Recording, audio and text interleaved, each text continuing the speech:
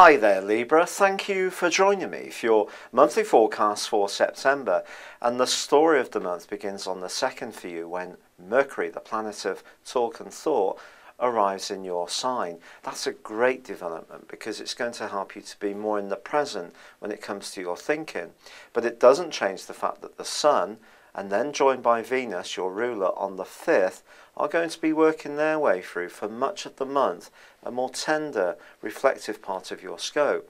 So you could find yourself at times this month wanting to go out and dazzle people with your personality, and others finding a need to step back and just find your bearings. Part of the reason for this comes down to the role of Jupiter. Jupiter is still continuing through an absolutely magical area for you and is going to be doing so for another 11 months. But it also forges great alliances this month in week 2 with both Mercury and also with Uranus.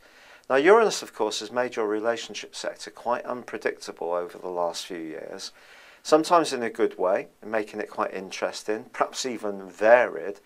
But if the changes that have come about because someone else has been making the decisions, that's been hard to bear. But now you may find yourself connecting with someone who is very different to you, but you find them to be almost like a breath of fresh air, and they can bring an enormous amount of light and energy into your situation. But equally, Mercury is going to be going face to face with Uranus. So if there's someone else you already know, and one of you wants more space in the relationship, it could cause something of a clash.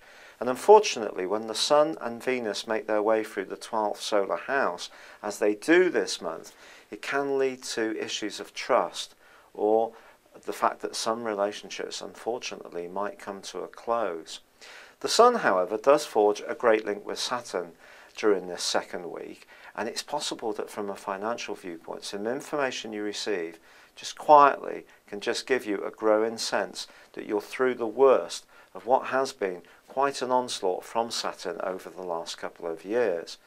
Now on the 8th there is a full moon, and issues to do with fair weather friends may come up on the back of this, but you'll be on the front foot as soon as the 13th, when Mars hustles its way into your 3rd solar house, the sign of Sagittarius.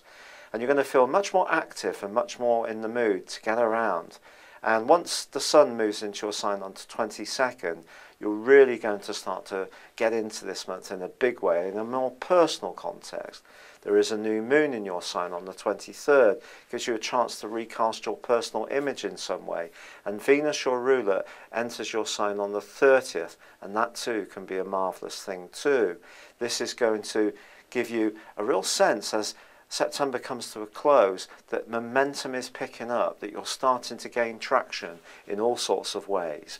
It's been a real pleasure being with you. Thank you for joining me. Good luck and goodbye for now.